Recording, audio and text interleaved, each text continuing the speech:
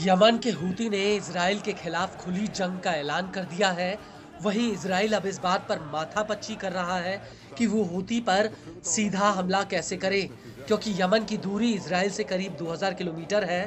लेकिन इस सब के बीच मोसाद के मुखिया डेविड बर्निया ने सरकार से कहा है कि वो हूती को रोकने के लिए ईरान पर सीधा हमला करे, लेकिन नेतन्याहू इसके खिलाफ हैं। और इस सब के बीच हूती ने इजराइल के बाहुबली एयर डिफेंस सिस्टम की नाकामी को पूरी दुनिया के सामने ला दिया। हूती के ड्रोन और मिसाइल लगातार तेल अवीव को दहला रहे हैं।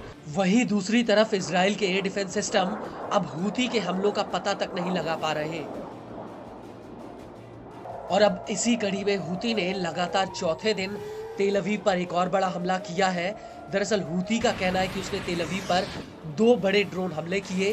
हूती ने पहला हमला कब्जे वाले याफा यानी तेल अवीव में एक अहम सैन्य टारगेट पर किया, जो अपने टारगेट पर एकदम सटीक लगा। वहीं दूसरा हमला कब्जे वाले एशकलोन शहर पर हुआ, जहां पर हूती ने एक इंडस्ट्रियल मिलिट्री जोन को निशाना बनाया। हूती के मुताबिक उसका ये हमला एकदम सटीक रहा।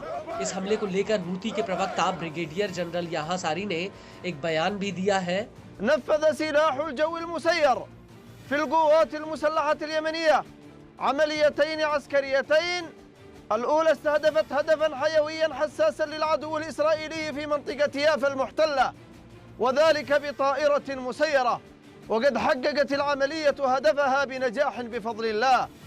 والأخرى استهدفت المنطقة الصناعية للعدو الإسرائيلي في منطقة عسقلان المحتلة بطائرة مسيرة، وقد أصابت هدفها بدقة بفضل الله. आपको बता दें कि हूती ने इससे पहले 24 और 25 दिसंबर 2024 को लगातार तेल अवीव पर हाइपरसोनिक बैलिस्टिक मिसाइल फिलिस्तीन 2 से हमला किया था।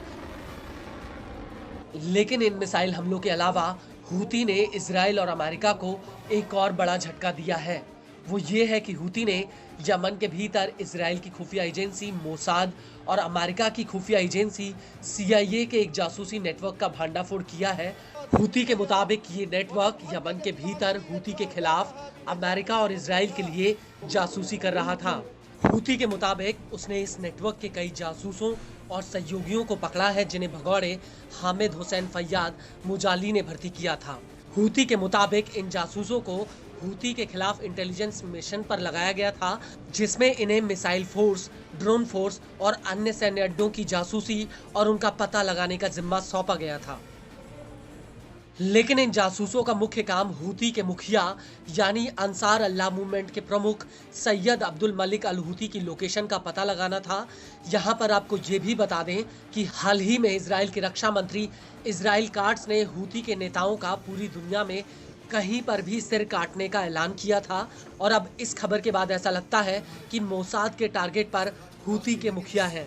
लेकिन इससे पहले भी जून 2024 में हूती ने यमन के भीतर अमेरिका और इजराइल के एक बड़े जासूसी नेटवर्क का भंडाफोड़ किया था। हूती ने उस वक्त दावा किया था कि ये जासूसी नेटवर्क यमन के भीतर साल 2015 से कई सरकारी संस्थानों के भीतर काम कर रहा था।